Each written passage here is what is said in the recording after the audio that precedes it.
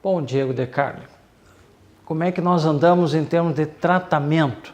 Você falou entusiasticamente sobre o tratamento da úlcera, uma semana com antibióticos, os bloqueadores de bomba, né, que estão aí, tem cada vez melhores bloqueadores, né?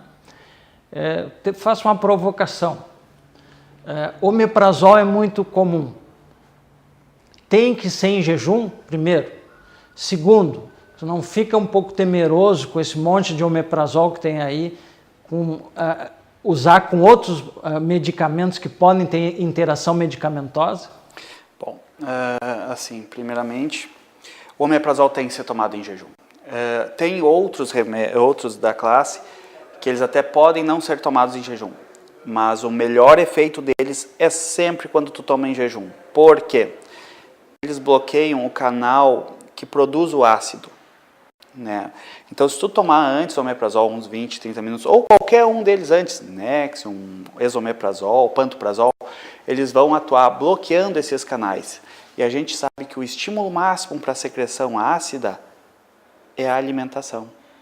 Então, quando a gente for fazer a primeira alimentação do dia, por isso que a gente recomenda que seja de manhã cedo, antes do café ou antes do almoço, o paciente vai comer e aí vai cair, a hora que estiver mastigando e chegar no estômago, tem toda a cascata de hormônios para fazer aquela produção, liberação de ácido. E nesse momento o remédio está atuando. Ele está ali, está bloqueando o que a gente chama de canal bomba de prótons, então ele impede que o ácido seja secretado. Se tu deixar para tomar o omeprazol, digamos assim, que é o remédio mais utilizado, depois que tu comeu, ele vai funcionar o restante do dia, mas não vai ter aquela ação máxima, que é o principal estímulo, é a primeira alimentação, que o organismo estava em jejum em um longo tempo, e dali ele voltou a recebeu a alimentação e voltou a funcionar, né? Tem outros que tem uma meia-vida, ou seja, tu toma de tarde, de manhã, cedo, ele vai estar agindo, que não teria necessidade tão importante do jejum, tem, mas eles sempre atuam, todos eles, muito melhores antes da primeira refeição, que o mais comum é o café da manhã. E outra coisa importante, não adianta tomar o remédio e não comer nada, porque ele depende desse estímulo da alimentação para produzir o ácido para funcionar adequadamente. Então o importante é tomar e comer. Se o paciente não toma café por N motivos, então que tome antes da primeira refeição, que se for o almoço, que se for um lanche no meio da manhã, mas que tenha por isso, tomar antes da primeira refeição do dia. Interação medicamentosa. Interação medicamentosa. Olha, atualmente sim, a gente sabe que o omeprazol ele é um remédio muito seguro, né? Ele tem muito poucos efeitos colaterais. O uso crônico dele traz muito poucos malefícios, né? Muitas poucas coisas que são decorrentes. A absorção dele interfere em alguns medicamentos, tipo, principalmente os remédios que dependem de uma acidez maior para poder serem absorvidos, né? O exemplo mais clássico é o sulfato ferroso, né? O sulfato ferroso, se tu tomar ele com um suco cítrico, com uma vitamina C, um negócio assim, ele vai ser absorvido muito melhor. O omeprazol diminui um pouco essa capacidade, porque ele retira a parte da acidez. Tem muito assim sobre se ele interfere na absorção de clopidogrel, AS, né? Mas a gente acredita que ainda o benefício dele em determinados pacientes, né, que necessitem fazer uso, excede esse risco de ter prejudicar uma absorção ou um efeito mais adequado dela. Se o paciente tem hipotireoidismo e ele tem que fazer reposição de hormônio da tireoide, a gente sabe que funciona melhor em jejum. E daí, quem é que toma antes? A reposição do remédio para tireoide ou o bloqueador da bomba de prótons? De preferência o remédio da tireoide, né? Porque o remédio da tireoide está relacionado com o jejum. O bloqueador da bomba de prótons, não só com o jejum, mas assim com o uso antes da alimentação. Então, preferível tomar o remédio da tireoide, espera um pouco, toma o omeprazol e aí pode fazer sua refeição, né? Porque Não importa tanto importa que o estômago não esteja vazio, mas importa muito mais que tu coma depois e isso ative do que propriamente ele tá vazio. Então é melhor tomar o da tireoide, dali uns 15, 20 minutos, tomar o omeprazol, dali uns 15, 20 minutos, faz o seu desjejum. Mudar um pouquinho, nós temos pouco tempo, mas neoplasia. Neoplasia de estômago, neoplasia de intestino, prevenção primária e prevenção secundária, Diego. Bom, vou começar falando de outra, que é a neoplasia de esôfago. Infelizmente, o Rio Grande do Sul é um dos lugares que mais tem neoplasia de esôfago, né? Muitos atribuem isso ao chimarrão, embora nada possa ser provado ainda, mas duas coisas que são essencialmente ligadas a esse tipo de neoplasia é o tabagismo e o etilismo, né? Em associação, elas têm um fator. Então, a maioria dos pacientes com neoplasia de esôfago tem esse fator associado. Então, a primeira coisa de profilaxia primária, abolir tabagismo e etilismo. Não só para o esôfago, como para o estômago também. O estômago, né, é um órgão mais delicado, porque normalmente a gente também tem uma alta prevalência aqui no Rio Grande do Sul, né? Foi a minha dissertação de mestrado foi em cima de adenocarcinoma gástrico. Mas assim, e é uma neoplasia que, se descoberta no início, se tem uma chance de cura de 60%. Se descoberta em estágios avançados, isso já cai a 20%. Infelizmente, nos estágios iniciais, ele dá muito pouco sintoma, né?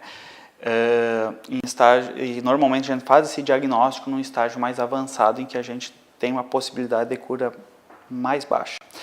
Como a gente faz para prevenir, né? Então, assim, a gente sempre tem sintomas que não são de alarme: perda de peso, dor epigástrica que não melhora com os remédios. Pacientes acima dos 40 anos, a gente sempre recomenda fazer uma endoscopia, pelo menos, para ver se não tem nenhuma alteração, né? A erradicação do H. pylori, por exemplo, o tratamento do H. pylori, mesmo se tu não tiver nenhuma lesão, está muito em discussão se isso consegue diminuir as taxas de câncer ou não. O que já se sabe é que, se o paciente tem alguma gastrite crônica, o tratamento do H. pylori não reverte essa gastrite. Se tu já tem lesões tipo metaplasia, que é a transformação desse epitélio gástrico em um epitélio do tipo intestinal devido à presença da bactéria, isso não volta atrás. Mas o que tem se visto é, se tu erradicar essa bactéria antes dela causar lesões, talvez isso sim tenha impacto. Claro que é difícil a gente fazer essas aferições e provar isso, que a gente trabalha com lesões que dependem de 20, 30 anos para evoluir, para se tornar um câncer. E a gente trabalha com uma bactéria que foi descoberta há 20, 30 anos. Então, talvez essas perguntas, se vale a pena matar a bactéria para prevenir câncer, isso aí a gente só vai ter daqui a alguns anos, né? Quanto a outras medidas, né? A principal delas são hábitos de vida saudáveis, né? Evitar tabagismo, etilismo, evitar excesso de sal, não só na cardiologia, que o sal atua na pressão, mas a gente sabe que o sal é um irritante gástrico próprio, né? Charque, alimentos à base de sal, peixe defumado, tudo isso leva a uma lesão maior do estômago, né? Fazer a triagem, né? Não ter medo de submeter uma endoscopia quando for solicitado, é importante, pelo menos para o diagnóstico negativo, que não tenha nenhuma outra lesão mais importante. Quanto mais idoso, maior a idade, maior a chance de a gente ter uma lesão neoplásica. Em relação ao câncer de intestino, né? Esse também a gente parte primeiramente do estilo de vida, uma alimentação rica em fibras, né? Isenta com pouca carne vermelha, ajuda e melhora, diminui as taxas de câncer. A gente sabe que o câncer de intestino grosso ele tem um componente familiar muito grande, então pacientes que já têm um histórico de familiares que tiveram esse tumor, procurem seu médico e façam uma avaliação para ver se não tem que fazer um exame de triagem. E o exame do intestino grosso, a gente tem a colonoscopia como um exame de screening, né, ou colonoscopia ou reto-sigmoidoscopia, dependendo da preferência do paciente ou do médico, para determinar se tem câncer ou não, principalmente pacientes acima dos 50 anos. Por quê? No intestino grosso a gente tem umas lesões que a gente chama de pólipos, que são pequenas, como se fossem pequenas verrugas que crescem para dentro do intestino. Esses pólipos, com o passar do tempo, eles podem virar um câncer. Já está provado que se a gente retira esses pólipos no momento inicial, antes deles sofrerem um processo de malignização, a gente tem uma redução muito importante na taxa de câncer na população. Então, como profilaxia primária, né, além das mudanças e alterações no estilo de vida saudável, fazer exercício, uma alimentação rica em fibras e em vegetais, se submeter ao exame de screening, né, principalmente quem tem mais de 50 anos. Se tiver sintomas tipo perda de sangue nas fezes, perda de peso, histórico familiar de câncer do intestino, é muito mais importante para tentar fazer esse diagnóstico de uma forma precoce, se for o caso, se tiver já o câncer, e puder ser tratado de forma adequada. Diego, para nós finalizarmos, diretriz das sociedades, colonoscopia, com que idade? Sim, acima dos 50 anos de preferência, né? A gente tem uma possibilidade assim, depende depois do intervalo com os achados. A gente recomenda, se uma colonoscopia acima dos 50, sempre é recomendado, negativa, sem lesões, tu só vai precisar repetir ela dali a 10 anos. Né? Se tu tiver um familiar que teve câncer de intestino, a recomendação é começar o screening 10 anos antes. Tipo, se o teu familiar teve com 45, tu vai ter que começar com 35. Se ele teve com 55, tu vai ter que começar com 45. Né? Porque a gente sabe que tem um fator genético muito importante.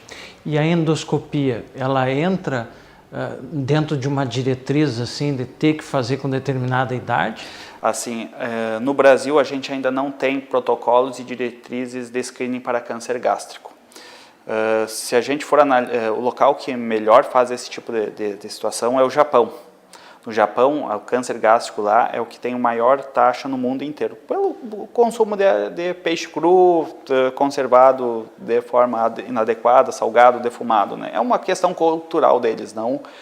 E lá eles têm screening a partir dos 35, 45, não sei exatamente a idade, de todo mundo se submeter a uma endoscopia e depois a outras seriadas, dependendo do achado. No Brasil a gente não tem essas recomendações ainda, né? Não é. Mas o que a gente tem assim, pacientes com sinais e sintomas de alarme, perda de peso, anemia, né?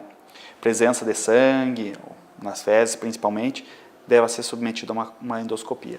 A gente tem como uma orientação que pacientes com mais de 40 anos, com sintomas gastrointestinais de início recente, ou a longo prazo, também sejam submetidos a uma endoscopia para ver se não tem nenhuma lesão inicial ou precursora.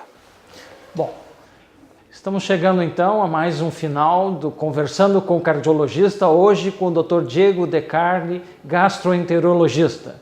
Agradecemos a audiência e as pessoas que têm nos encontrado nas ruas de Santa Maria e comentado sobre o nosso programa. Muito obrigado, até a próxima semana.